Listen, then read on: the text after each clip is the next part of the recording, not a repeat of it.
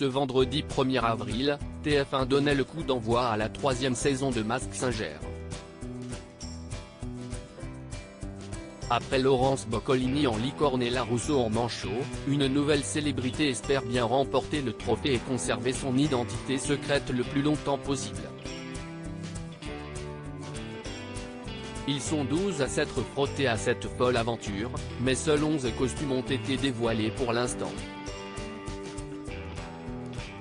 Des premiers indices permettent, ou pas, d'avoir d'ores et déjà une idée des célébrités qui ont accepté de jouer le jeu. Deux d'entre eux ont même été démasqués. Il s'agit d'Alain Bernard qui avait revêtu le costume du Bernard l'Ermite ainsi que Maud Fontenoy qui avait opté pour celui du poisson corail. Mais au cours de ce premier épisode, les téléspectateurs ont également fait connaissance avec l'arbre.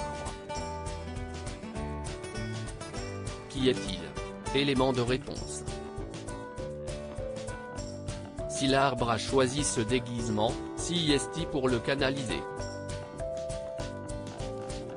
Moi qui ai plutôt la bougeotte, ça va me forcer à rester en place, lance-t-il précisant ne pas être stressé par cet exercice puisqu'il a connu des terrains de jeu bien plus grands. Il ne fallait pas davantage pour que les 4 enquêteurs imaginent un sportif sous ce costume.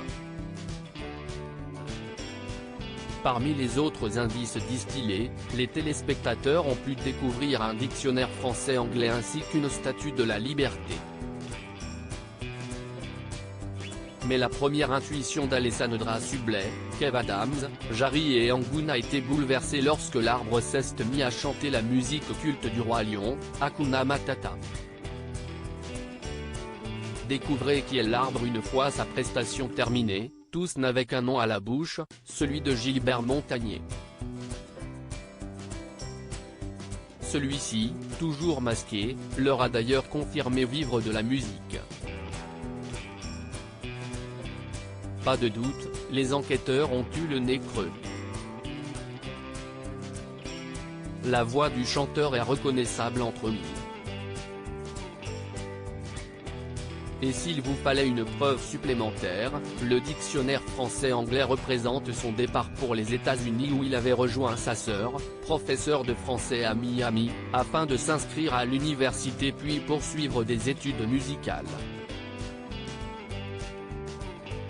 Il a d'ailleurs sorti des titres en anglais, tels que Hideaway et The Fool.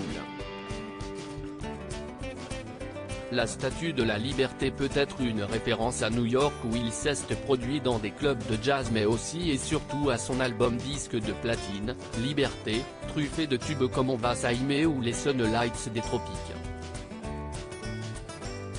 Et vous, aviez-vous reconnu Gilbert Montagné? Loading Widget.